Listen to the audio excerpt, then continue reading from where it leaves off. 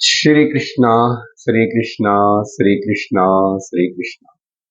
गुरुर्ब्रह्मा गुरुर्विष्णुः गुरुर्देवो महेश्वरः गुरुः साक्षात् परं ब्रह्म तस्मै श्री गुरवे नमः।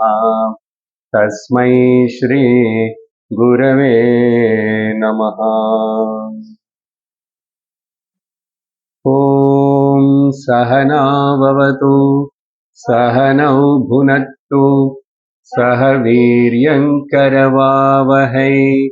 तेजस्विनावधीतमस्तु मा विद्विषावहै।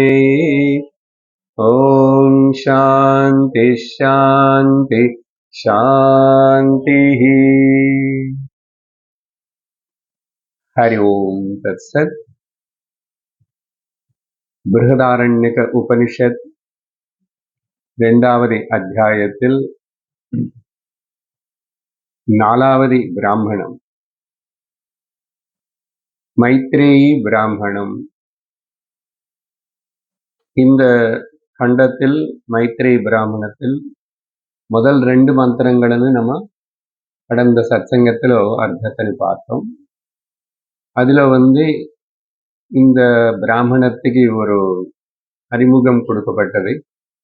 யாரு யாரு கூட பேசுறாங்க, அவங்க யாரு, என்ன விஷயம். யாக்ஞவல்கரனே ரிஷியுடைய ரெண்டு பத்னிகள் இருக்காங்க. அவருக்கு மைத்ரேயி அண்ட் காத்தியாயனி. அவர் ஒரு நாள் மைத்ரேயன் கூப்பிட்டுட்டு பாரியனை கூப்பிட்டுட்டு ஒரு பாரியனை கூப்பிட்டாரு. நான் மேல ஆசிரமத்துக்கு போகணும் அப்படின்னு ஆசைப்படுறேன். அப்படின்னா நான் இப்போ கிரகஸ்தனா இருக்கேன், சந்நியாச ஆசிரமத்துக்கு ஸ்வீகரிச்சுக்கலாமன்னு ஆசைப்படுறேன். அதனால எனக்கிட்ட இருக்கிற என்ன சொத்து என்னென்ன இருக்கின்றனதோ அது உனக்கும் காத்தியாயனிக்கு பிரிச்சு கொடுத்துட்டு நான் கிளம்பலாம்னு நினைக்கிறேன் அப்படின்னாரு. அதுக்கப்புறம் மைத்ரேயி சொன்னா, இந்த பணத்தினை எனக்கு பிரிச்சு கொடுத்துட்டு நீங்க கிளம்பி போறீங்கன்னு சொல்றீங்க, இந்த பணத்தினால எனக்கு அமிர்தத்துவம் கிடைக்குமா அப்படின்னு ஒரு கேள்வி கேட்கிறார். அப்போ இந்த மந்திரத்தில் நம்ம புரிஞ்சுக்கிறோம், முதல் மந்திரத்தில் சந்நியாசாசிரமத்தோட முக்கியத்துவம் அது எந்த திருஷ்டிகோணத்திலோ பார்க்கணும் అనేది கடந்த வகுப்புல நம்ம சங்கரர் செஞ்ச விசாரணத்தை நம்ம சிந்திச்சோம். இப்போ ரெண்டாவது மந்திரத்தில் அவருடைய யாக்ஞவல்கருடைய மனைவியான மைத்ரேயி எவ்வளவு பக்குவத்தையோடு இருக்கா, விவேகத்தோடு இருக்கா, வைராக்கியத்தோடு இருக்கா. அதனால லோகத்துல இருக்கிற பணம் மொத்தம் கொடுத்தா கூட எனக்கிட்ட ஒரு வேலை கொடுத்தா எனக்கு அமிர்தத்துவம் கிடைக்குமா? அப்போ அப்படிப்பட்ட அமிர்தத்துவம் அவர் யாக்ஞவல்கர் கிடைக்காது அப்படின்னு சொல்லிட்டார். அப்போ எதுக்கு இதனால எனக்கு என்ன பிரயோஜனம், இதனால எனக்கு என்னதான் பிரயோஜனம் అనేది மூணாவது மந்திரத்தில் இப்போ சொல்ல போறா. ரெண்டாவது மந்திரத்தில் மைத்ரேயி அப்படி பேசினதுக்கு அப்புறம் யாக்ஞவல்கர் என்ன சொன்னார்னா, ஒரு வேறே இந்த பணத்தினால இங்க பணம்னு சொன்னா நம்ம எல்லாமே சேர்த்து யோசிக்கணும்.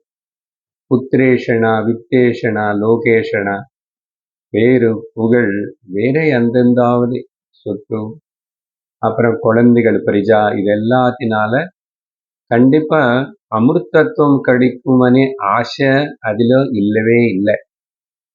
ஆஷா ந அஸ்தி வித்தேன అని சொல்லி பதில் கொடுத்தாரு யாக்ஞவல்கர். அதுக்கு பிறகு இன்னைக்கு இப்போ மூணாவது மந்திரத்தை நம்ம பார்க்கணும்.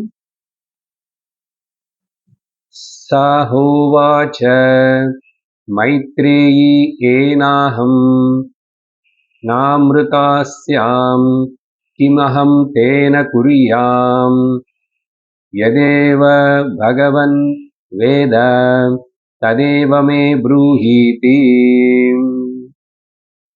சின்ன மந்திரம். அப்போ யாக்ஞவல்கியர் அப்படி நீ சொல்றது கரெக்டு தான். தனத்தினால வித்தத்தினால ஒருத்தனை அமிர்தத்துவம் அடைய முடியாது. அதனால மனசுல கூட அந்த சிந்தனே வச்சுக்கூடாது.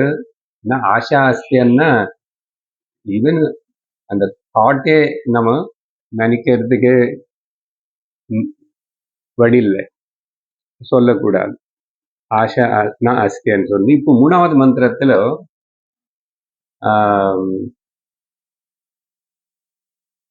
மைத்ரேயுடைய பரிபக்குவத்தை மட்டும் இல்லை, விவேகம் மட்டும் இல்லை, வைராக்கியத்தினால தனத்தினை திரஸ்காரம் பண்ண போறான். தனத்தினை திரஸ்காரம் பண்றான். அப்படி என்ன வைராக்கியம் இருந்தா தானே தனத்தினை திரஸ்காரம் பண்ண முடியும். அது நேரா இங்க பார்க்கிறோம்.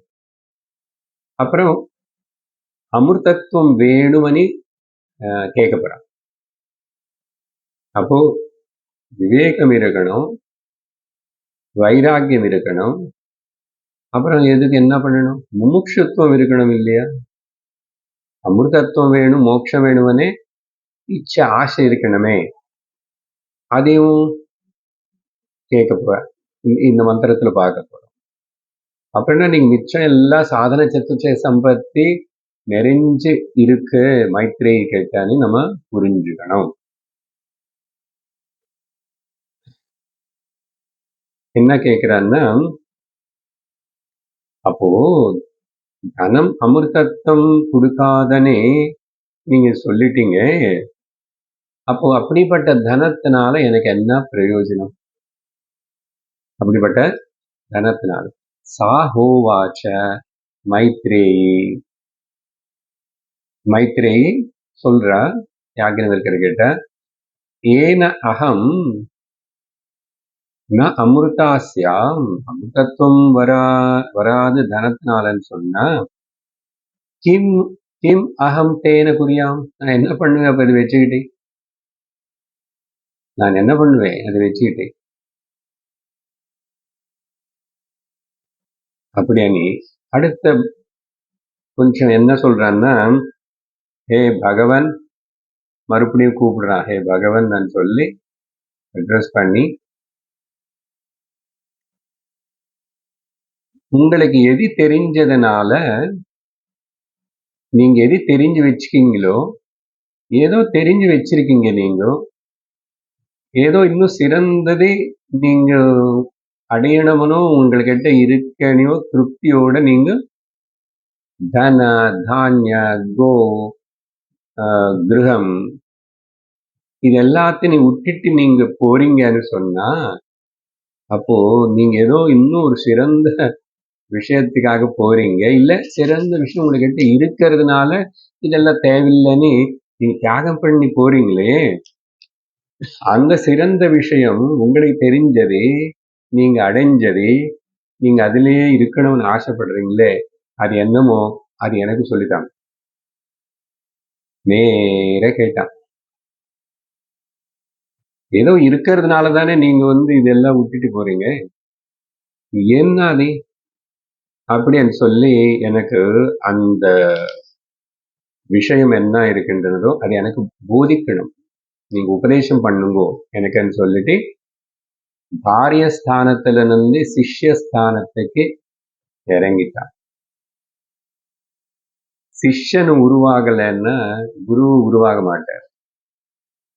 அர்ஜுனனுக்குள்ள அந்த சிஷ்யத்துவம் வராத வரைக்கும் பகவான் கிருஷ்ணர் பேசவே இல்லை.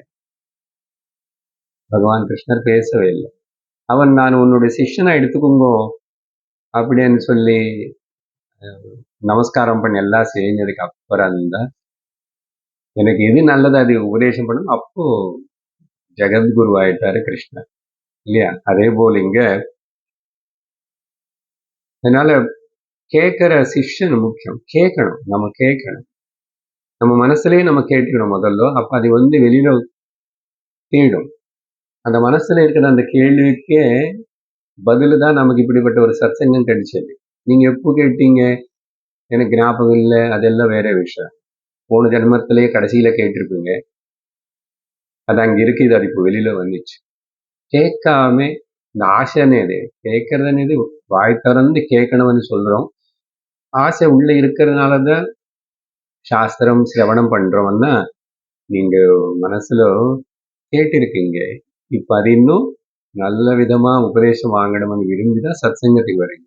ஸோ அப்படி சிஷ்யஸ்தானத்துக்கு வந்துட்டான். இது ஒரு சின்ன வேற எபிசோடு சொல்றேன். இதுலயே நமக்கு புரிஞ்சு போச்சு. ஒரு சின்ன கல்பித கதை. ஒரு ஊர்ல ஒரு ஏழன் இருக்கான். ரொம்ப பாவர்ட்டியில இருக்கான். அவனுக்கு யாரோ சொல்லி நீங்க பகவான் பிரார்த்தனை பண்ணுங்க அப்படின்னா இவன் நம்பிக்கையோட பகவான் பிரார்த்தனை பண்றான். அப்போ பண்ணும்போது ஒரு நாள் கனவுல பகவான் பேசிட்டாரு இவன்கிட்ட. நீ நாளைக்கு காலையில என்ன பண்ற, இந்த பக்கம் அந்த காட்டு பக்கம் அங்க நீ போ. நீ நடந்து போயிட்டே இருந்தா அங்க உனக்கு ஒரு மகாத்மா, ஒரு சாது வந்துருவார், காணப்படுவார்.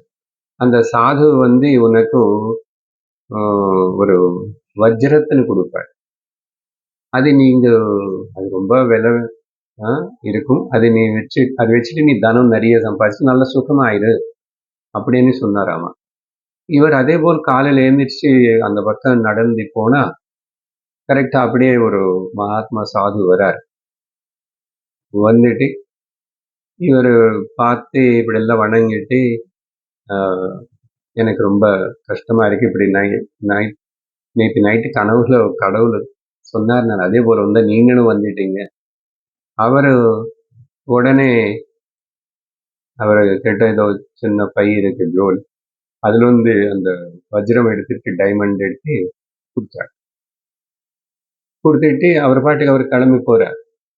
ஈவன் அந்த வஜ்ரம் டைமண்ட் எடுத்துக்கிட்டு கொஞ்சம் தூரம் அங்க போனதுக்கு அப்புறம் இவனுக்கு தோணிச்சு, இந்த வஜ்ரம் டைமண்ட் எவ்வளவோ விலை இருக்கும். அது வாங்கும் போது முதல்ல இது உங்களுக்கு எங்க கிடைச்சதுன்னு சொன்னா அங்க எங்கோ இருந்துச்சு, எனக்கு கிடைச்சது அண்ணா. இப்ப இவன் என்ன யோசிக்கிறான்னா, அது அவ்வளவு விலை வாய்ந்தது. இவர் நான் கேட்ட உடனே இவன் ஒரு ஒரு க்ஷணம் கூட வேற பதில் யோசிக்காம ஈவன் கண்ணு பிளிங்க் பண்ற டைம் முடியல உடனே கொடுத்துட்டாரு போறாரு. அப்ப அது இதோட மதிப்பு அவருக்கு தெரியாதன்னா தெரிஞ்சிருக்கும். ஆனா அவர் வேற ஏதோ இதுக்கு மேல இருக்கிற விலை வாழ்ந்த ஏதோ விஷயத்தின அவர் வச்சிருக்கணும், அவர்கிட்ட இருந்திருக்கணும். அதனாலதான் எனக்கு அப்படியே கொடுத்துட்டு ரொம்ப சந்தோஷமா ஜாலியா போறாரு அப்படின்னு சொல்லி திரும்பி பின்னாடி போயிட்டான். கொஞ்சம் தூரம் ஓடி போய் அவர் விழுங்க சுவாமி, அப்போ நீங்க என்ன உங்ககிட்ட இருக்கு, எதனால நீங்க இது விரும்பாம இது எனக்கு கொடுத்துட்டு அப்படி போறீங்க? நீங்க பார்த்தா மூஞ்சி சந்தோஷமா நிம்மதியா அப்படி எல்லாம் இருக்கீங்க. ஆனா சன்னியாசியா காட்டுல இப்படி எல்லாம் எங்க போறீங்க? ஒரு இடம் கிடையாது, ஒன்றும் வீடு வாசல் கிடையாது. அப்போ என்ன உங்ககிட்ட இருக்க எனக்கு சொல்லுங்க, அதுக்கு சொல்லுங்க, எனக்கு நான் தெரிஞ்சுக்கணும்னு ஆசை இருக்கு. பாத்தீங்களா, இவன் ஏழையா இருந்தா கூட, ரொம்ப தெரியாதவனா இருந்தா கூட அந்த சமயத்துல யோசிச்சான். பாத்தீங்களா, அப்படி யோசிச்சதுனால போய் கேட்டதுனால அந்த மகாத்மா இவனுக்கு அந்த பிரம்மோபதேசம் பண்ணிட்டான். அதுக்கப்புறம் ஏழைத்தனம் போயிடுத்தா உடனே கிடையாது. முதல்ல ஒரு திருப்தி வந்துச்சு, ஏதோ இருக்கிறத வச்சு சமாளிச்சுக்கலாம், நான் ஏதோ பண்ணிக்கிறேன் அப்படின்னு சொல்லிட்டு அந்த ஆத்மா அனுபவம், ஆத்மானந்தம் அந்த விஷயம் கேட்டதுக்கு அப்புறம் திருப்தியோட நமஸ்காரம் பண்ணி கிளம்பி போயிட்டான். அப்போ கேட்கறது கேள்வி நமக்கு உள்ள வரணும். வாழ்க்கை என்ன இவ்வளவுதானா? எத்தனையோ பேர் இப்படியே சாதாரணமா வீடு வாசல் அப்படி வேலை சமையல் அப்புறம் உறவுகள் பணம் சேர்த்து அப்படி இப்படி அப்பப்போ சண்டை அப்பப்போ கொஞ்சம் ஹாப்பி இது எல்லா சுக துக்கங்கள் இவ்வளவுதான வாழ்க்கை, என்ன வேற ஏதாவது இருக்கா? ஆனா கேள்வி வந்தா நம்ம முமுட்சுகள் ஆயிட்டோம். அப்போ வரைக்கும் இல்லைன்னா நம்ம ஞானம் உள்ள போறதுக்கு இன்னும் கது திறக்கலன்னு அர்த்தம். ஏதேதோ எங்கெங்கோ காதுல விழுந்தானோ, ஏதேதோ ஒரு புஸ்தகம் அப்படி பார்த்தானோ, நம்ம வீட்டுல புஸ்தகம் இருந்தானோ, ஆனா நமக்கு உள்ள கது திறந்தாதான் எனக்கு ஞானம் உள்ளத்தினுடைய. அப்போதான் குரு சாநித்தியம் சாஸ்திர சிரவணம் எல்லாம் நமக்கு ஏற்படும். ஸோ இந்த கதை கூட அதே தான் சொல்றது. மைத்ரே இங்க அப்படி கேட்டான் 3வது மந்திரத்தில். அப்ப அதுக்கு யாக்ஞவல்கர் 4வது மந்திரத்தில் பதில் சொல்றாரு. சஹோவாச்ச யாக்ஞவல்க்யः பிரியா பதாரேன்னः சதி பிரியம் பாஷச ஏஹ்யஸ்வ व्याख्यास्यामि ते याचक्षास्य तु मे நிதித்தியாசஸ்வேதி. என்ன சொல்றாரு? முதல் 4வது முதல் யாக்ஞவல்கர் என்ன சொல்றாருன்னா, உன்னுடைய பிரியமான இப்படிப்பட்ட பேச்சு கேட்டு மைத்ரி, உன்ன மேல எனக்கு ரொம்ப பிரியமா இருக்கு. எனக்கு பிரியம் ஏற்படுறது. இது முன்னாடி நீ எனக்கு பிரியம்தான், நீ என்ன எனக்கு பிரியம்தான். ஆனா இப்போ இந்த மாதிரி எனக்கு தனம் வேண்டாம், எனக்கு நீங்க என்ன அடைஞ்சீங்களோ, நீ எதுக்காக போறீங்களோ விட்டுட்டு அந்த விஷயம் எனக்கு சொல்லித்தாங்கன்னு சொல்லி நீங்க பேசின இந்த பேச்சு இருக்கு, என் மனசுக்கு ரொம்ப பிடிச்சது. ரொம்ப அழகா கேட்டாய் நீ. அதனால நீ கிட்டவா என்றார். கிட்ட உட்காரு என்றார். வேதாந்தம் கிரிக்கெட் காமெண்ட்ரி மாதிரி, எலெக்ஷன் நியூஸ் மாதிரி நின்று கேட்க கூடாது. உட்காரு. அப்படி கூப்பிட்டுட்டு, என்ன ஒரு சிஷ்ய கிடைச்சிருச்சு இல்ல யாக்ஞவல்கி. குருவுக்கு ஒரு சிஷ்யன்னு கிடைச்சா கூட ரொம்ப சந்தோஷம். ஒருத்தராவது இருக்கானே கேட்கறதுக்கு. அதனால அர்ஜுனனுக்கு கிருஷ்ணர் கூட அப்படிதான். உத்தவர் ஒருத்தருக்கு தான் டீச் பண்றாரு. பார்த்தீங்களா? பரவாயில்ல, ஒருத்தராவது இருக்கானே கேட்கிறானே. அப்போ கேட்டவனுக்கு சொல்லிதான் ஆகணும் குரு. இது ஒரு ரூல், நியமம். தெரியாது. அதனால கிட்டவா உட்காரு என்றார். உட்கார்ந்து கேளு, நான் உனக்கு அந்த சத்தியம் என்ன, அந்த விஷயம் என்னன்னு நான் தத்துவபோத பண்றேன் உனக்கு. ஆனா ஸ்ரத்தையோட கேட்கணும். நான் பேசுறது ஏகாகிரமான மனசோட நல்ல இருக்கிறபடி நல்ல அதோடைய ஆழமான அர்த்தம் என்னானே தியான ஸ்திதியில உன் மனசு ஏகாகிரமா இருந்தேன்னு சொல்லி நீ அப்படி வச்சுட்டு நீ கேட்கணும் அப்படின்ற. அவ்வளவுதான் இந்த 4வது மந்திரத்தில். இதிலும்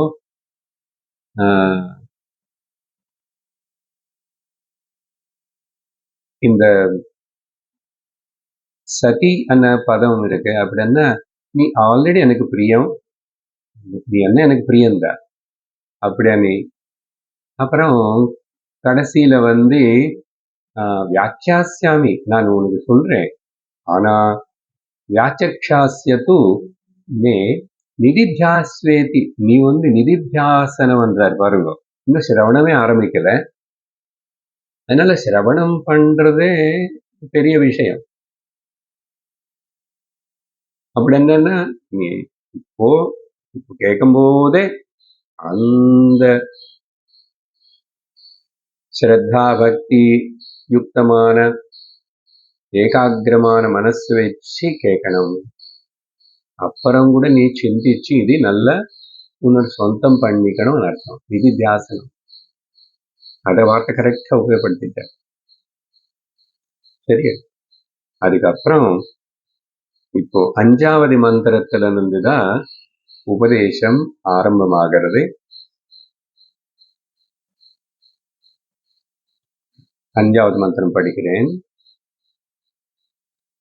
சஹோவாச நவா அரே பத்யுः காமாய பதிः பிரியः பவதி ஆத்மனஸ்து காமாய பதி பிரியோ பவதி நவா அரே ஜாயாயை காமாய ஜாயா பிரியா பவதி ஆத்மனஸ்து காமாய ஜாயா பிரியா பவதி நவா அரே புத்ராணாம் காமாய புத்ராः பிரியா பவந்தி ஆத்மனஸ்து காமாய புத்ராः பிரியா பவந்தி நவா அரே வித்தஸ்ய காமாய வித்தம் பிரியம் பவதி ஆத்மனஸ்து காமாய வித்தம் பிரியம் பவதி நவா அரே பிரம்மணः காமாய பிரம்ம பிரியம் பவதி ஆத்மனஸ்து காமாய பிரம்ம பிரியம் பவதி நவா அரே க்ஷத்ரஸ்ய காமாய க்ஷத்ரம் பிரியம் பவதி ஆத்மனஸ்து காமாய க்ஷத்ரம் பிரியம் பவதி நவா அரே லோகானாம் காமாய லோகாः பிரியா பவந்தி ஆத்மனஸ்து காமாய லோகாः பிரியா பவந்தி நவா அரே தேவானாம் காமாய தேவாः பிரியா பவந்தி ஆத்மனஸ்து காமாய தேவாः பிரியா பவந்தி நவா அரே பூதானாம் காமாய பூதானி பிரியாணி பவந்தி ஆத்மனஸ்து காமாய பூதானி பிரியாணி பவந்தி நவா அரே சர்வஸ்ய காமாய சர்வம் பிரியம் பவதி ஆத்மனஸ்து காமாய சர்வம் பிரியம் பவதி. அங்க நிறுத்துகிறோம். கேட்கும்போது படிக்கும்போது தெரியறது ஏதோ நிறைய வார்த்தைகள் திரும்பி அதே வருது. இந்த மந்திரம் வர மந்திரங்கள் இதெல்லாமே கூட ரொம்ப முக்கியமான மந்திரங்கள். இந்த மந்திரங்கள்னாலதான் இந்த பிராமணம் ரொம்ப சிறந்த ஒரு பிராமணமா சொல்லப்படுறது. மைத்ரேயிக்குள்ள நான் அந்த பதங்களுடைய அர்த்தம் மந்திரம் கூடவே பேசுறேன். பார்க்கறதுக்கு ஒன்றும் இல்லை. ஆனா சில பாயிண்ட்ஸ் நான் முதல்ல உங்களுக்கு சொல்லிட்டு அதுல உள்ள போறோம். மைத்ரேயிக்குள்ள நல்லாத வைராக்கியம் இருக்குன்னு நமக்கு தெரிஞ்சு போச்சு இந்த 3வது மந்திரம் பார்க்கும்போது. அப்புறம் ஆனா குருவான யாக்ஞவல்கர் இப்போ உபதேசம் ஆரம்பிக்கும் போதும் ஒரு தனிப்பட்ட விதத்துல எந்த உபனிஷத்திலும் இந்த மாதிரி பார்க்கல. அப்படி உபதேசத்தின் ஆரம்பிக்கிறார். உபதேசத்தில் பாருங்க, குருவுடைய மேதஸ் எப்படி. நம்ம ஏதோ தத்துவபோதன்னு சொன்னா அங்கே இங்க ஃபண்டமெண்டல்ஸ் அப்படி ஆரம்பிப்போம். பட் அவனுடைய தகுதி பார்த்தார். அதனால எப்படி சொன்னா இவர்களுக்குள்ள இருக்கிற அந்த வைராக்கியம் இன்னும் தீவிரமாகும், நல்ல விவர்த்தனம் வர்த்தில்லும். அப்போ வைராக்கியம் நல்லா இன்னும் ஸ்ட்ராங்கா வளர்றதுக்காக இந்த மாதிரி ஒரு உபதேசம் ஆரம்பிக்கிறார். இதுல என்னன்னு சொன்னா ஃபண்டமெண்டல் ஒரு முக்கியமான பாட்டம் லைன் ஸ்டேட்மெண்ட் என்னன்னா, லோகத்துல யாருக்கும் யாருமே எது கூட பிரியம் இல்லை. நிஜமா அவனுக்கு அவன்தான் பிரியம். அவனுக்கு அவனுதான் பிரியம். இது ஒரு லா. சரியா? ஆத்மனஸ்து காமாய சர்வம் பிரியம் பவத் అనేది கோட்டபிள் கொட்டேஷன்.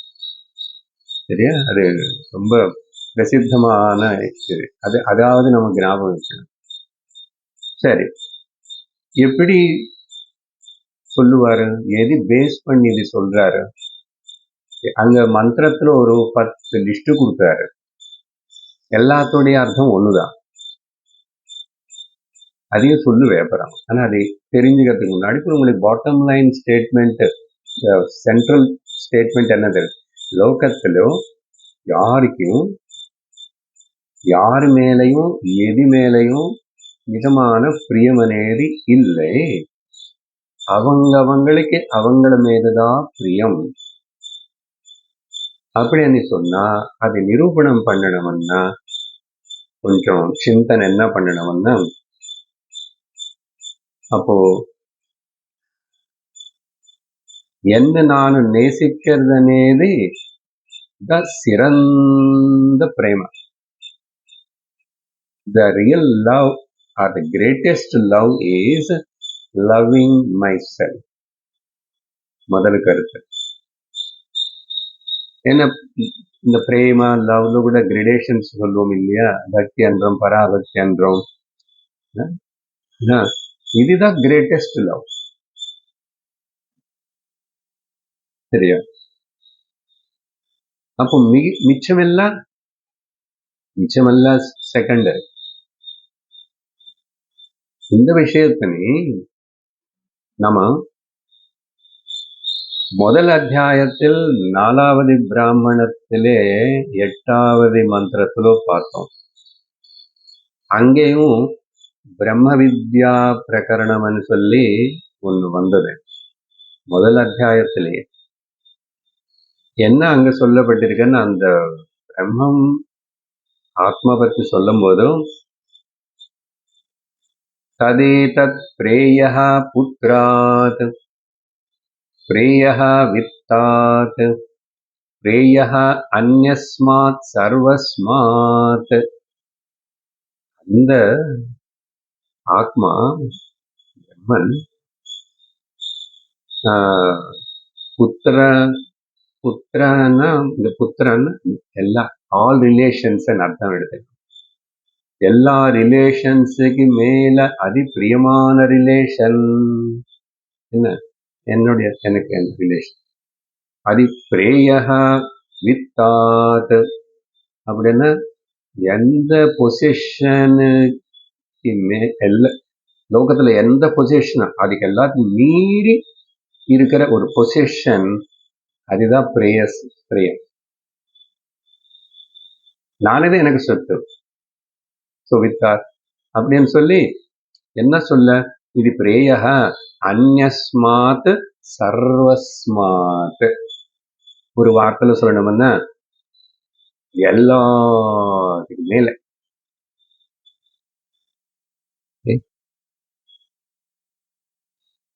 என்ன லௌகிக விஷயத்துல பிரியம் என்பது நிறைய கிரேடேஷன்ஸ் இருக்குல்ல, வேரியேஷன்ஸ் இருக்கு. அப்போ இதுதான் முதல்லயே சொல்லிருக்கு. இப்ப அதுக்கு கொஞ்சம் நிறைய எலாபரேஷன் கிடைக்கிறது நமக்கு இங்க. அடுத்த பாயிண்ட் என்னன்னா, இந்த ஆத்ம பிரியம், என்ன மேல எனக்கு பிரியம் அப்படின்னு சொல்றோமே, இது என்ன தெரியுமா? இது சகஜமா நமக்குள்ள இருக்கு. இங்கிலீஷ்ல இன்பார்ன் குவாலிட்டி. இன்பார்ன் அப்படின்னா இது எல்லா மனிதர்களுக்கு சகஜமாவே எல்லா ஜீவராசிகன்னு கூட சொல்லணும். அதனால அது தன்னை தான் ப்ரொடெக்ட் பண்ணிக்கிறதுக்கு அது விரும்புறது, ஓடுறது, ஓடி போறது.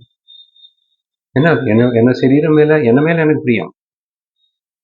நம்ம இப்ப சரீரம் நினைச்சாலும் ஆத்மா நினைச்சாலும் ஏதோ நம்ம மேல நமக்கு பிரியம். எனக்கு என்ன மேல பிரியம். அப்போ இது பிறக்கும் போதே சகஜமா இருக்கேன். ஒரு பாயிண்ட் இன்பார்ன். சரியா? அப்போ இது எப்படி தெரியும்? வாழ்க்கையில நானும் குழந்தையா இருக்கும் போதும் என் மேல எனக்கு பிரியம் இருக்கு. வாழ்க்கையில இப்போ வரைக்கும் நடந்து போன கட்டங்கள் எல்லாமே, ஓகே, சந்தர்ப்பங்கள் எல்லாம். அதுக்கப்புறம் நான் டீனேஜ்ல இருக்கேன், அப்புறம் யவனம் இருக்கு, இது எல்லா சமயத்திலையும் என்ன நானும் நேசிக்கிறது, என்ன மேல எனக்கு பிரியம் అనేది சகஜமா இருக்கு. இது யாருனாலையும் உருவாக்கப்படல. எதனாலையும் உருவாக்கப்படல. எதனாலையும் உருவாக்கப்படல. Inbuilt, inborn. அடுத்த பாயிண்ட் வந்து இதுலயே புரிஞ்சிச்சு நமக்கு. பட் கிளியரா தெரியாது. இது வந்து சார்வஜனிகம், யூனிவர்சல். அதான் சொன்னேன். பசுவுக்கு இருக்கு, ஜந்துவுக்கு இருக்கு. சரி, ஆப்பிரிக்கால இருக்கிறவனா, அமெரிக்கால இருக்கிறவனா, இன்னொரு இடத்துல இருக்கிறவனா, காட்டுல இருக்கிறவனா, யாராவது ஆகட்டும், இது வந்து யூனிவர்சல் பினாமினா. ஒத்துக்கிறோமா?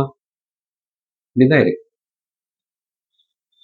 அதுக்கப்புறம் மூணாவது முக்கியமான பாயிண்ட், இது வந்து அன்கண்டிஷனல். அன்கண்டிஷனல். ஏதாவது ஒரு கண்டிஷன்னால நீ இதனால நீ சொல்லல. அவங்க ஏழையா, பணக்காரனா, அழகியா, குரூபியா, எந்த மொழி, எந்த ஊரு, ஆணா, பெண்ணா, ஏதாவது இருந்தா கூட ஏதாவது கண்டிஷன் வச்சு என்ன நான் நேசிக்கிறேன்னா, இவனு கம்பேர் பண்ணும்போது கண்ணாடியில பார்க்கும்போது நான் அவ்வளவு ஃபெயிலா இல்லைன்னு நினைச்சுக்குவான்.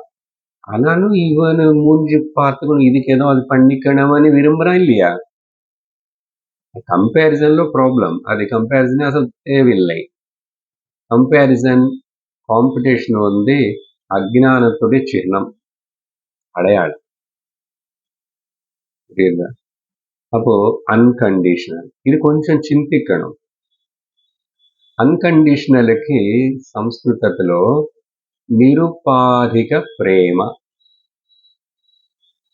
எந்த ஒரு கண்டிஷனால, ஒரு உபாதினால வந்தது அப்படி இல்லை. இது அன்கண்டிஷனல் அப்படின்னா சுவாபாவிகம்னு சொல்லுது. ஆனா இதுக்கு ஆப்போசிட்டா பார்த்தா மிச்சம் எல்லாம் செகண்டரின்னு சொன்னது எல்லாமே உபாதி.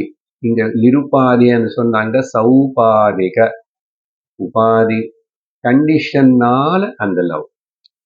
ஏதோ லவ் இருக்கு, பிரேம, கண்டிஷனல் லவ் அது. சரியா? அப்போ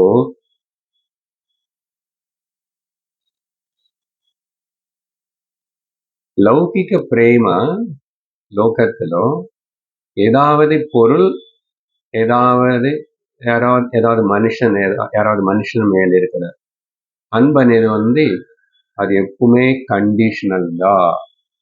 இதெல்லாம் அது கண்டிஷனல்னால அது வந்து ஃபேக்,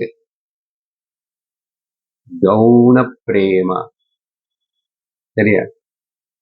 அப்போ என்ன மேல இருக்கிற பிரேம வந்து இது அன்கண்டிஷன்னால இது வந்து ட்ரூ லவ். இது பேர் முக்கிய பிரேம. இது நீங்க ஜாக்கிரதையா சிந்திக்கணும். ஒன்னு இந்த வேர்ட்ஸ் அனலைஸ் பண்ண. இன்பார்ன் சொன்னாரு, யூனிவர்சல் சொன்னாங்க, அன்கண்டிஷனல் எல்லாத்தையும் நல்லாவே விశ్లేషణ பண்ணி புரிஞ்சுக்கணும். சாதாரணமா சொல்லும் போது ஏன் இவ்வளவு செல்ஃபிஷா இருக்க சொல்லுவோம். செல்ஃப்லெஸ் சர்வீஸ் எல்லாம் சொல்லுவோம். மகாத்மர்கள் எல்லாம் சொல்லுவாங்க. அந்த ஆங்கிள் வேற. ஓகே, இது வேதாந்தபரமா இன்டெப்த். இப்ப இங்க நான் சொல்லணும்னா you have to be selfish. யாருக்கு இந்த ஸ்டேட்மெண்ட் நான் சொல்ல முடியும்? உங்களுக்கு தான் சொல்ல முடியும். வேதாந்தத்தினை தொடர்ந்து கேட்டு உபனிஷத்துகளை இப்படி புரிஞ்சுக்கிறவங்க உங்களுக்கு சொல்லுங்க. சாதாரணவங்க கிட்ட போய் சொல்லுவாங்க. செல்ஃப்லெஸ்ஸா இருக்கணும், நிறைய சேவை பண்ணணும், அதெல்லாம் கீழப்படியில் இருக்கிறவன். பட் அடிப்படையான இந்த ஃபண்டமெண்டல் ஃபினாமினா இது பார்த்தோம்னா இதெல்லாம் இருக்கு. ஸோ ஒன்று வந்து கவுன பிரேம, முக்கிய பிரேம. இது அந்த கவுன பிரேம ஃபேக்னு சொன்னது எப்பவுமே ஏன் அது ஃபேக்கு, ஏன் கவுனம்னா அது மாறிக்கொண்டே இருக்கும், மாறிக்கொண்டே இருக்கும். காலத்துக்கு, தேசத்துக்கு, வஸ்துக்கு அடிக்கடிக்கு எப்போ மாறுமோ என்ன ஆகுமோ தெரியாது. கிளைமேட் போதும். இது அனுபவம் தானே வாழ்க்கையில.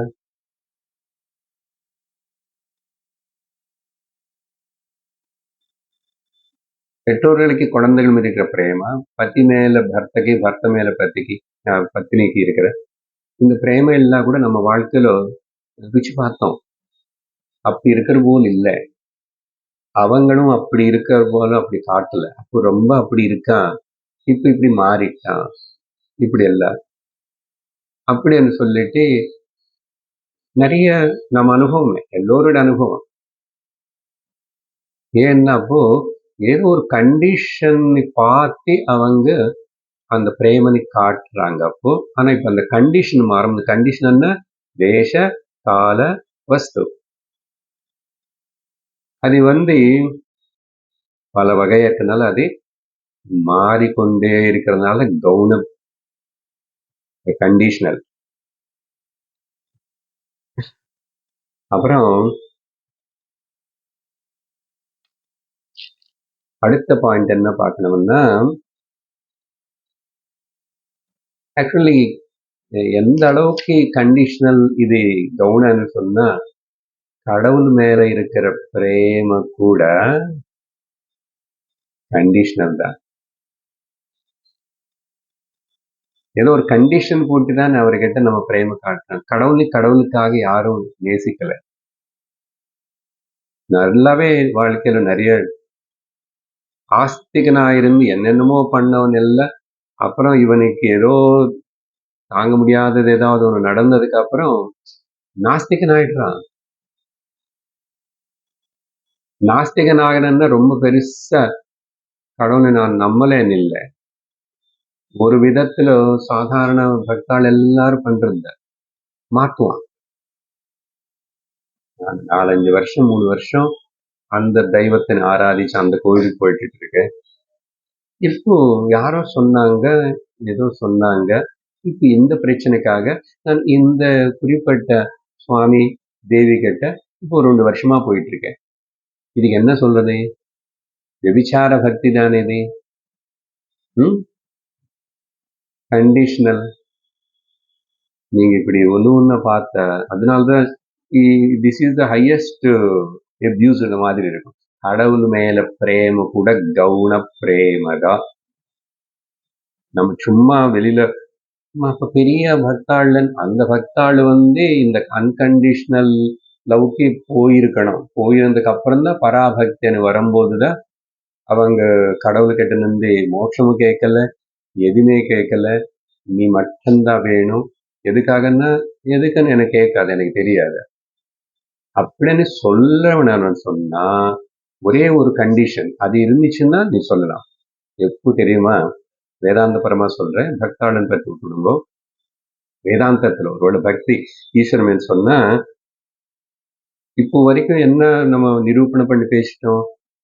செல்ஃப் லவ் இஸ் த சுப்பீரியர்னு சொல்லிட்டோம்.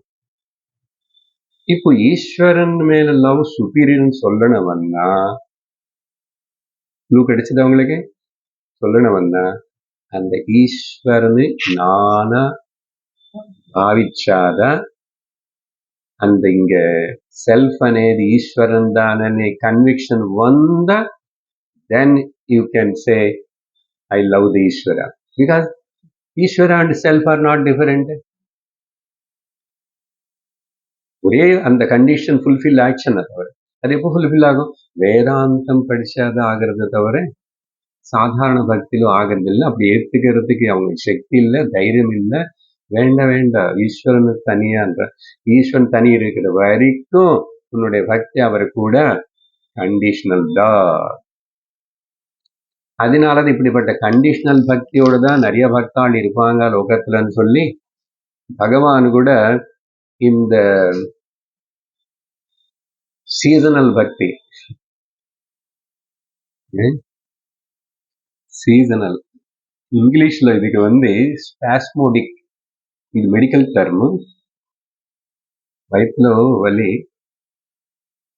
வந்துடு போகும், அது பேர் ஸ்பாஸ்மோடிக். அதனாலதான் அந்த வயிற்று வலிக்கு ஆன்டி ஸ்பாஸ்மோடிக் டேப்லெட்னு சொல்லுவாங்க. அந்த பெரால்கான் அதெல்லாம் அந்த காலத்துல அது வரும், ரிலீஸ் ஆகும். அப்படி குடிச்சிடும், ரிலீஸ் ஆகும் இல்லையா? அந்த மாதிரி இதுதான் சீசனல்.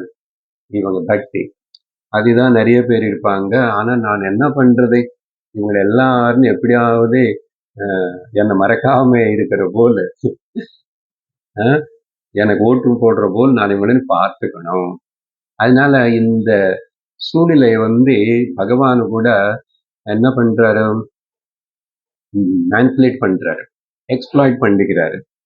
இப்படி இங்க பகவத்கீதையில சொன்னார் 7வது அத்தியாயத்துல, யோ யோ யாம் யாம் தனும் பக்தஹ, யாரு வேற வேற எந்த கடவுள் நீ ஆராதிச்சா கூட பக்தனா இருந்தாலும் ஸ்ரத்தையார்ச்சித்துமிச்சதி, அவங்க ஸ்ரத்தையோட அவங்க பூஜிக்கணும்னு ஆசைப்படும் போது நான் என்ன பண்றது தெரியுமா, தஸ்ய தஸ்ய சலாம் ஸ்ரத்தாம், அவங்களுடைய அந்த ஸ்ரத்தனை நானும் வீக் ஆகாம உட்டி போகாம இருக்கிறதுக்கு நான் என்ன பண்ணேன், தாமேவ விததாம்யஹம், அந்த ஸ்ரத்தனை நான் வளர்த்துவேன், அது சப்போர்ட் பண்ணுவேன்.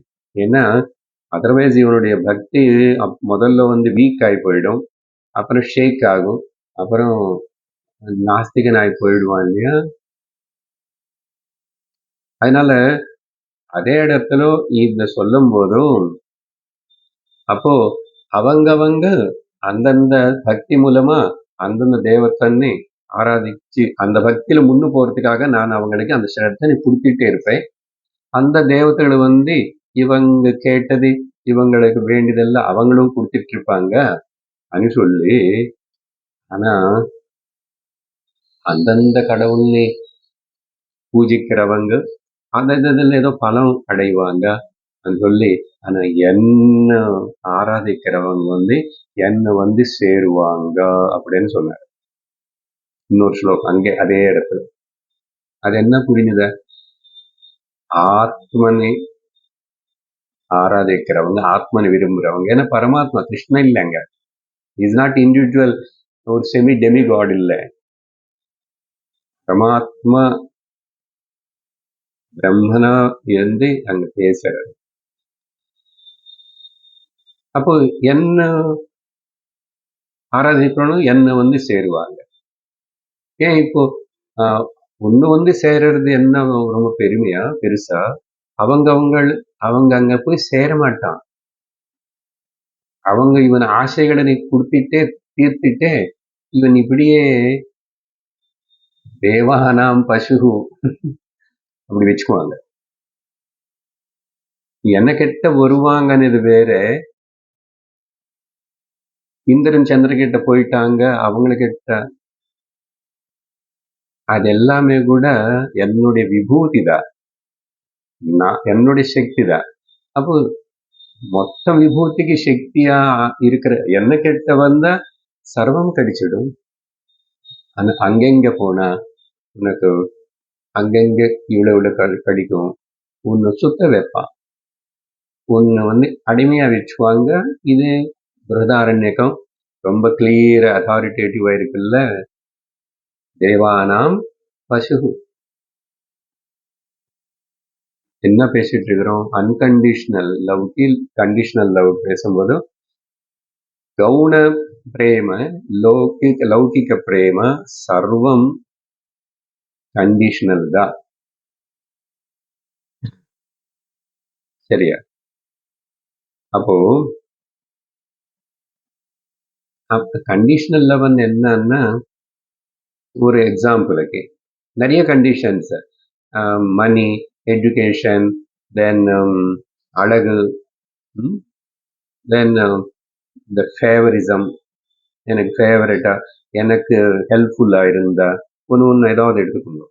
ஃபார் எக்ஸாம்பிள் தனம் எடுத்துக்கிறோம். நான் ஒன்று நேசிக்கிறேன், ஏன்னா உங்ககிட்ட நிறைய தனம் இருக்கு. அப்போ கண்டிஷன் என்ன? என்னோட லவ்வுக்கு உன்னை லவ் பண்றது கண்டிஷன் என்ன? தனம். தனம்னா கூட அவ்வளவு புரியுறது இல்லையோ. பொதுவா இந்த லோகத்துல சொல்லணும்னா உன்னோட அழகு, நீ ரொம்ப அழகியா இருக்க, அழகா இருக்கு, ஹேண்ட்ஸமா இருக்கு, அதனால ஐ லவ். அழகு என்ன சாஸ்வதமா இல்லை, யாருக்கும் சாஸ்வதம் இல்லை. அப்ப எப்படி கண்டிஷனல் வச்சு லவ் பண்றியா, அன்கண்டிஷனல் லவ் பண்றியா? சப்போஸ் அதே மனுஷனை அப்புறம் ஏதாவது வியாதி வந்து ரூபமே மாறி போயிடுச்சு, ஏதாவது ஆயிடுச்சு, அங்க வைக்கல்யமே வந்துச்சுன்னா கூட can you have the same love? அப்போ யூஆர் எல்லாம் தாண்டி போயிட்டேன்னு அர்த்தம். ஆனா பொதுவா லோகத்துல அந்த அளவுக்கு அப்படி இல்லை. முதல்ல அந்த பர்சன்டேஜ் குறையும். இனிமே வேற வழியில என்ன பண்றதுன்னு சொல்லிட்டு நம்ம நாட்டுல அட்லீஸ்ட் ஒத்தி அப்படி இருப்போம். வெளிநாட்டுல அந்த ஃப்ரீடம் இருக்கு. நானே உனக்கு நீ தான், நான் தான். You live your life, I live my life. ஒரு எக்ஸாம்பிள் தான் எடுத்தோம். தனமாதி அழகாவது எதுக்கு சொல்றதுன்னா, அப்ப என்ன ஆயிடுச்சு? கண்டிஷனர்னா கண்டிஷன் சத்வே, ஓகே, கண்டிஷன் சத்வே லவ் சத்வம், கண்டிஷன் அபாவே லவ் அபாவः. தஸ்மாத் கண்டிஷனேவ லவ்வஸ்ய காரணம். பாதி இங்கிலீஷ் பாதி சம்ஸ்கிருதம். புரிஞ்சிச்சு நினைக்கிறேன் இல்லையா? அன்வய வத்திரேகம். இது இருந்தா அது இருக்கும், இது இல்லைன்னா அது இல்லை. தனம் இருந்தா கண்டிஷன் பிரேம இருக்கு, தனம் இல்லைன்னா பிரேம இல்லை. அதனால தனம்தா பிரேமக்கு காரணம் அப்படின்னு சொல்லி நானும் பற்றி மன்றத்துல வாதனை பேசின மாதிரி இருக்கணும். அப்போ இந்த கண்டிஷன் சொல்றமே, அந்த கண்டிஷன்ஸ் கூட பிகாஸ் அத மாறிட்டே இருக்குமே. கண்டிஷன் உங்க கையில இருக்க, நீ தனமோ அழகோ ஏதோ சொல்றேன், அந்த கண்டிஷன் உங்க கையில இருக்காங்க இல்ல. அப்ப கண்டிஷன்ஸ் கூட ஃபேவரபுளா இருந்தா ஓகே, இல்லைன்னா இல்லை. இது புரிஞ்சுக்கோ, இது சத்தியம். இப்ப இதுல என்ன நம்ம இன்னொரு பாயிண்ட் நம்ம எக்ஸ்ட்ராக்ட் பண்ணணும், ஓகே, டிரைவ் பண்ணணும். அப்போ ஆக்சுவலா எது எனக்கு பிரேம, எது மேல எனக்கு பிரேம இருக்குன்னு நான் நினைக்கிறானோ அது சகஜமா எதுக்கு அங்க ஏதோ ஆனந்தம் கொடுக்கறது. எது பிரேமாஸ்பதமோ அது ஆனந்த ஹேதுகு. ஏதோ ஒரு விதமான ஆனந்தம் இருக்கு எனக்கு, அது எப்படியாவது ஆகட்டும், அல்பமா சின்னதா ஒரு ஆனந்தம் இருக்கு. அப்போ இது ரிவர்ஸா சொல்லுங்க. அப்போ எனக்கு அது மேல பிரேம இல்லை, இஷ்டம் இல்லைன்னு வச்சுக்கோ, அது துக்க ஹேதுவாகிறது. அதனால அதே மனுஷனும் அதே ஆளு அதே இது எனக்கு துக்கம் கொடுக்குறது. இப்போ இது முன்னாடி கொடுக்கல. உடம்புக்கு சாதாரணம் இருக்கும்போது வயிற்றுக்கு அப்ப எல்லாம் சாப்பிட்டுட்டு இருக்கும்போது நல்லாதான் ஒத்துக்கிடுச்சு. இப்போ கண்டிஷன் மாறிச்சு, இப்போ துக்கம் கொடுக்கறதே தெரியாம ஏதாவது சாப்பிட்டாச்சுன்னா படாத பாடுபடும் இல்லையா? நிறைய எடுத்துக்கோங்க, உயிர் இருக்கிற மனுஷனோட விஷயம் எடுத்துக்கோ, பொருள் எடுத்துக்கோ, ஏதாவது எடுத்துக்கோ, conditions will keep on change, they are uncertain. அப்போ துக்க ஹேதுவாகிறது, ஆனந்த ஹேதுவாகிறது. எது? இந்த கவுன பிரேம అనేది அவர் சொன்னா, வாடகை வீட்டிலேயே இருக்கிறோம் எவ்வளவு வருஷமா, இன்னும் வாடகை வீடு ரொம்ப கஷ்டமா இருக்கு. அவங்க அடிக்கடிக்கு மாத்த சொல்லுவாங்க. ரெண்ட் இன்க்ரீஸ் பண்றான்னு சொல்லிட்டு கவலைப்படுவான். அதுக்கப்புறம் எப்படியோ கஷ்டப்பட்டுட்டு சொந்த வீடான்னு வாங்கிட்டேன். சொந்த வீடு வாங்கினதுக்கு அப்புறம் ஐயோ இது டேக்ஸ் ஏத்திட்டே இருக்கிறாங்க, இது மெயின்டைன் பண்றது கஷ்டமா இருக்கு. திடீர்னு நாம இப்போ ஊர் மாற வேண்டியது வந்துச்சு. யாருக்கு தெரியும்?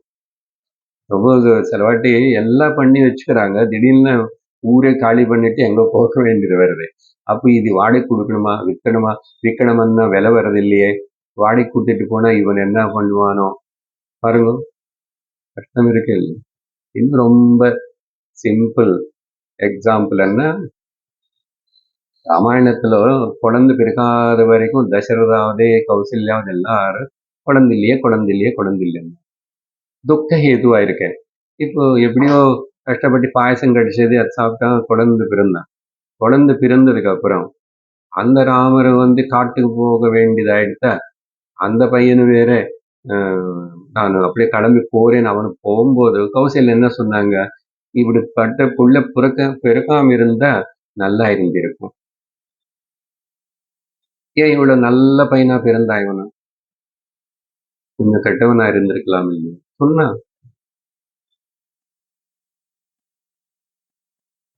இன்னும் என்ன, குழந்தை இல்லைன்னு ஆசைப்பட்ட தசரதனுக்கு அந்த குழந்தை காட்டுக்கு போனதுக்கு அப்புறம் உயிரை போச்சு. இதுக்கு மேல என்ன பெஸ்ட் எக்ஸாம்பிள் சொல்றது? அதனால இது எல்லாத்தையும் எது மேலையும் ஆதாரப்படாது, அதெல்லாம் சத்தியமா நினைச்சுக்காது. அதெல்லாம் இருக்கட்டும். குழந்தைகள் இருக்காங்க, நல்லா பாத்துக்கிறாங்கன்னு குட். B prepared. அவங்க ஒருவேளை பாத்துக்கலன்னா கூட நான் ஒன்றும் அவங்களே குற்றம் சொல்லலை. இப்போ பாருங்க, இவ்வளவு நேரம் பேசுற இந்த கண்டிஷனல் லவ்னேது அதோட மாட்டிருக்கிறோம், பிரமல இருக்கிறோம். இது இவ்வளவு புரிஞ்சிச்சுன்னா இது அதுக்கப்புறம் அந்த மந்திரம் ஒண்ணும் இல்லை. ஆனா அதுக்கு நிறைய பேக்ரவுண்ட் இருக்கு, இன்னும் கூட இருக்கும். அடுத்த கிளாஸ்ல சொல்லணும். இப்போ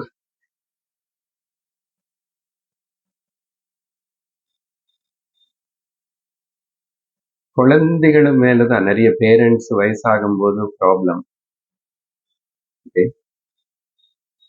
அவனு இப்படி பண்ணிட்டான், அவன் அப்படி போயிட்டான், சொல்லாம ஏதோ பண்ணிக்கிட்டான், இப்படி ஏதோ ஒரு கம்ப்ளைண்ட். அது சரி, எல்லாம் நார்மலா இருக்கு. பையன் நல்லா அம்மா மேல பிரேம எல்லாம் இருக்கு, முக்கியமா தாய்மார்கள். அதுக்கப்புறம் அவனுக்கு கல்யாணம் ஆகி பொண்ணு வந்துச்சுன்னா அதுக்கப்புறம் இது முன்னாடி இருக்கிற போல இப்போ உங்க பையன் உன்னை அவ்வளவு கவனிக்க முடியாது, உன்ன மேல அவ்வளவு அன்பு காட்ட முடியாது, அவ்வளவு அட்டென்ஷன் காட்ட முடியாது. அப்போ நான் ரொம்ப டிபெண்ட் ஆகி எதிர்பார்த்துட்டு இருக்கிற, எனக்கு அட்டென்ஷன் கொடுக்கிற, என்ன லவ் பண்றான்னு நினைக்கிற ஒரு ஐட்டம், ஒரு மனுஷன் அவன் இப்போ ஊட்டி போயிட்டான். அதுக்கு வருத்தப்படலாமா? கம்ப்ளைண்ட் பண்ணலாமா? அப்புறம் என்ன பண்ணுவான்? அவனுக்கு இப்போ கல்யாணம் அந்த பொண்ணும் தான் கவனிச்சுக்கணும், அவன் தான் பார்க்கணும், அவங்க கூட இருப்பான், ஊரும் காலி பண்ணி போவான், ஏதாவது இருக்கலாம். அப்படின்னு ஏதோ சந்தோஷமா இருக்கான்ல போதும், அவளை கூட சந்தோஷம் இருக்கட்டமான்னு நினைச்ச அம்மா அப்பாவா நீங்க இருந்தா நீங்க விவேகம் இருக்கிறவங்க. அப்போ என்ன, அவங்கள நீ கஷ்டப்பட்டு துன்பப்படுத்திட்டு பேச்சு ஏதேதோ சொல்லி அப்படியே பண்ணாம, அவங்களும் ஒண்ணு திட்டி எப்படி பண்ணு அப்படி பண்ணு நீங்க ஓல்டேஜ் ஹோம் பண்ணி சொல்லாம, அவங்களோட டியூட்டி அவங்களுக்கு தெரிஞ்சிருந்தா, நான் அம்மா அப்பான்னு எவ்வளவு பார்த்துக்கணும், இவங்க கஷ்டம் இருக்கும்போது நான் எப்படி செய்யணும் என்னன்னு அவனு யோசிச்சுட்டு அவன் பண்ணணும். பட் அவனுக்கு ஒரு லிமிடேஷன் இருக்கு. ஏன்னா அந்த புதுசா வந்துச்சு இன்னொரு பார்ட்னர், அது அட்ஜஸ்ட் ஆகி அது புரிஞ்சுக்கிட்டு அதெல்லாம் ஆகிறதுக்கு அவனு இப்படி என்ன பண்ணுவான்? ஸோ இது போல் அந்த லிஸ்ட் எல்லாம் சொல்றாரு இங்க, நிறைய விஷயம் புரிஞ்சுது அவங்களுக்கு இப்போ. அதனால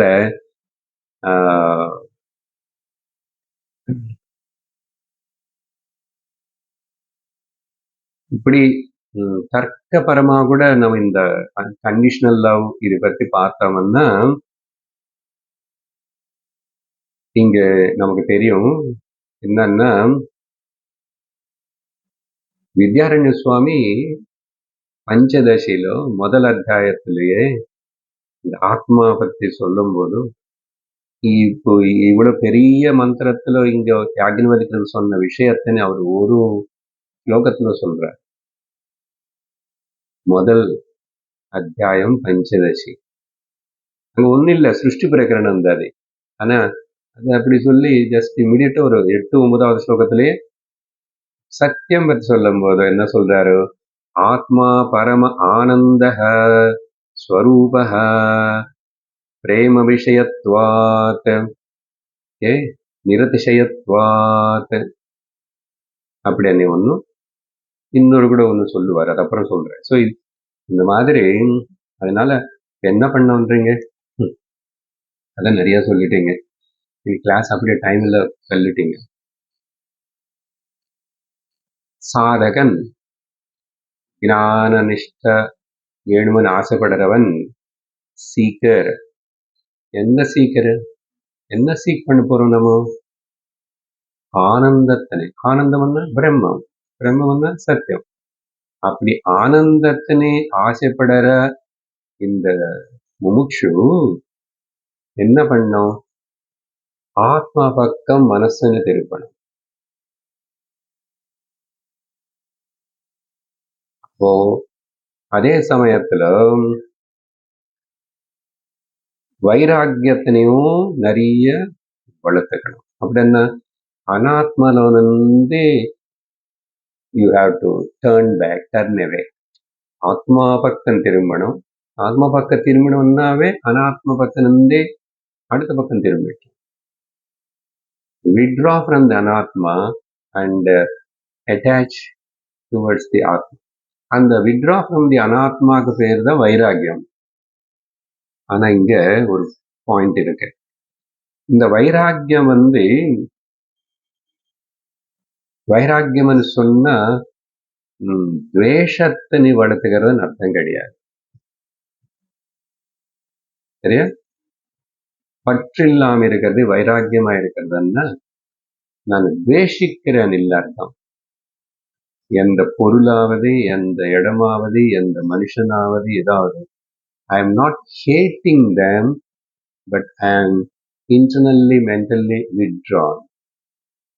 அதனால அவங்க அப்படி இப்படி பண்ணாலும் பேசினாலும் நான் அதுக்கு ரியாக்ட் ஆகி அவங்களை செபிச்சு திட்டி அடிச்சு இப்படியெல்லாம்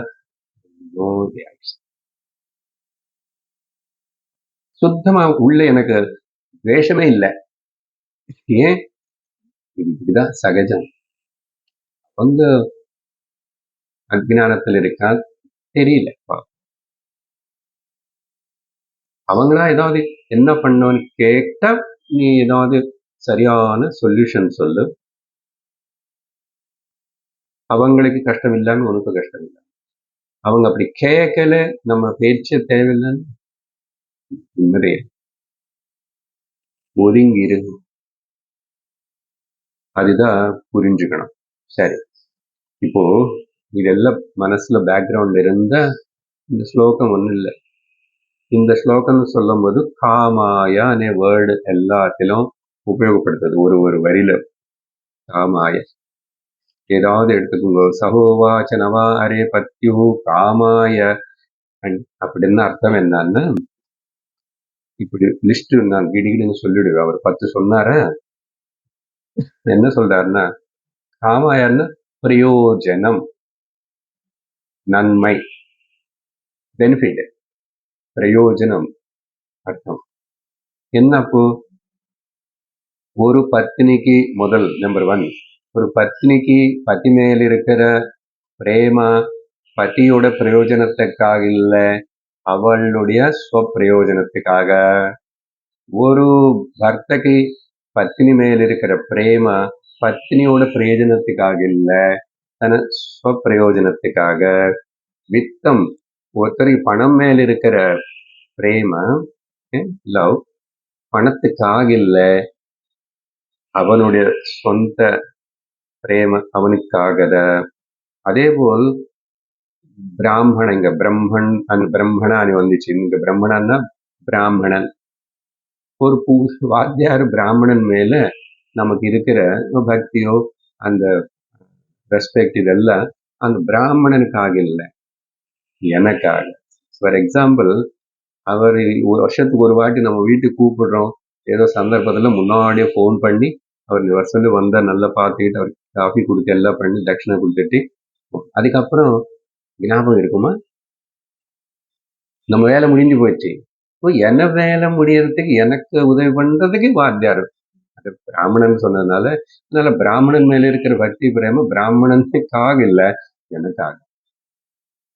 அதே போல் க்ஷத்ரியன் மேல இருக்கிற பக்தி க்ஷத்ரியனுக்காக இல்ல, எனக்காக. இங்க எப்படி புரிஞ்சுக்கணும்? க்ஷத்ரியன் எங்க சார் இருக்காரு? ஏதாவது ஒரு சண்டை வார் நடக்கிறது பார்டர்லன்னு சொன்னா அப்போ அந்த தகவல் எல்லாம் நம்ம கேட்டும் போதும் அந்த சோல்ஜர்ஸ் எவ்வளவு பிராண தியாகம் பண்றாங்க, அவ்வளவுப்பட்ட சூழ்நிலையில அட்மாஸ்பியர்ல அங்க எத்தனோ -0 டிகிரிஸ்ல இருக்கிற இடத்துல இருக்கிறாங்க. நம்ம மாதிரி சாதாரண மனுஷன் அங்க இருந்த 15 நாளுக்குள்ள பைத்தியம் பிடிச்சிடுமா. அதனாலதான் அங்க அந்த இடத்துல ஒரு மாசத்துக்கு மாத்திட்டே இருப்பாங்க. அப்படி அப்போ நம்ம நாட்டை நம்மளை காப்பாத்திட்டு இருக்கிறானே அந்த டைம்ல மட்டும்தான் ஞாபகம் வச்சுக்கணும். அவங்க எல்லாரும் க்ஷத்திரிகள் தானே நம்மளை காப்பாத்துறாங்க. ஆனா சாதாரணமா இருக்கும்போது யாருக்காவது ஞாபகம் வருதா? அவங்கள பத்தி யாராவது நினைச்சுக்கிறோமா? அப்போ எனக்கு பாதுகாப்பு ரட்சணை கொடுத்துங்க அப்படின்னு நாடுன்னு சொல்லு. அதனால அவங்க மேல பிரியம். அதனால சாதாரணமா யாரும் நினைச்சுக்கிறது. நம்ம சோல்ஜர்ஸுக்கு மிலிட்டரிக்காக ஒரு ஃபண்டு ஓபன் பண்ணாரு பிரைம் மினிஸ்டர். யாருக்கும் அதுக்கு ஞாபகம் இருக்கா? யாராவது மாசத்துக்கு ஒரு 10 ரூபாய் 100 ரூபாய் அனுப்புறீங்களே.